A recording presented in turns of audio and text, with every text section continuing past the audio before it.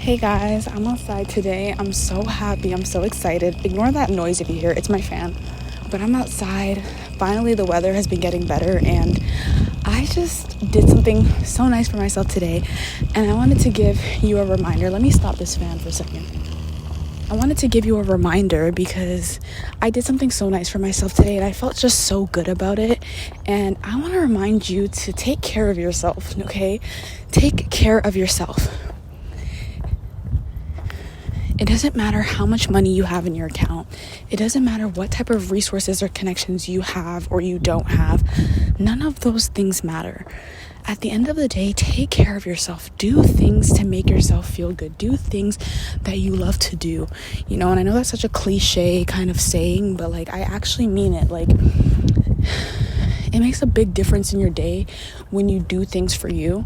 And we often get really caught up in doing things for other people and helping other people out. And although all of that is great, you matter too. And your well-being and the things you like to do matter just as much. And today I bought myself this little wellness package from my school, and it had a saying in it which was perfect for me. It said, be patient, good things are coming. And I actually needed that so bad. And it's the littlest things you do for yourself, the littlest acts of service you do for yourself is the exact same thing you're going to be able to do for other people. You cannot be able to fill up other people's cups if you haven't filled up your own cup first. And I never really understood what that meant until I started noticing that I was trying to fill other people's cups and my cup was literally running on E. And I know that we can get so caught up in trying to please others or trying to make sure everybody else is good, but you matter just as much. And the Bible talks about treating people the way you want to be treated and love your neighbor as you love yourself. How can you love your neighbor to the fullest extent if you can't even love yourself in the exact same way? So I just wanted to encourage you today and tell you, be there for yourself. Be your own best friend. Spend that time that you need to spend with yourself, by yourself. There is nothing wrong with doing things for yourself. There's nothing wrong with hanging out alone on your own. There's nothing wrong with any of those things, Do what you need to do to fill your soul and fill your energy. And of course, always stay connected to God, always. And you will experience this peace. And it's so different. It's so hard to really explain, but it's this perfect type of peace where it's just you're shaded by the beautiful wings of God, and you're just completely covered and protected, and you're able to do all things through Christ who strengthens you. Continue to do things for yourself. Feel good about yourself. When you get up in the morning, ask God, what can I do to be of service for you today? What can I do to serve you today? What can I do to add and serve to your kingdom?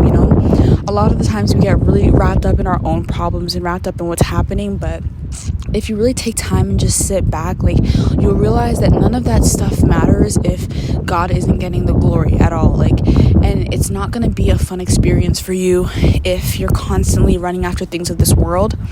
The Bible tells us to set our mind on the things above and not earthly things. And there's a reason for that. Nothing on this earth can satisfy you. Nothing on this earth can really bring you pure happiness and joy, right?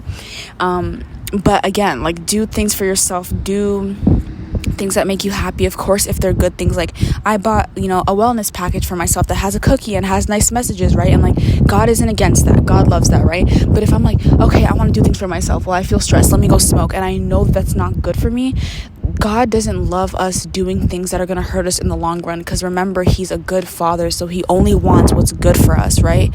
And a lot of the times he'll take things away from us and we're upset about it, but we have to remember that God will never give us a bad thing. Every good thing is from above, right? So if God is going to bless us and he's going to give us things, he's going to give us a good thing. And don't you want good things? Don't you want to live a happy, fulfilled, good life? Well, if you want to do that, we really need to obey God. And in this season, God is pouring out so many blessings over our lives, but he can't give it to a heart that isn't open to receiving. And a heart that is open to receiving is an obedient heart, right? So the only way that our heart can really be open to receiving is if we're obedient to God, if we're obedient to what he tells us to do, if we're repenting daily, if we're seeking God. And it's not easy.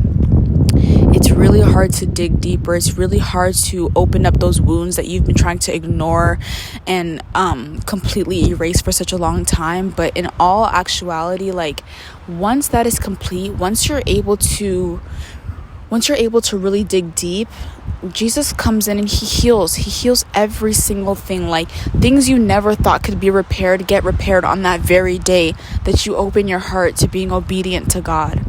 And so obedience is scary. Obedience is uncertainty. Obedience is God's plan, and it's not our plan. And we're totally out of control of what God tells us to be obedient to. But we're totally in control of how we respond to that calling. So remember to do something nice for yourself today. You're worth it. I'm so proud of you. Continue to seek God. He's proud of you. He loves you. And continue to try to establish a relationship with God as well.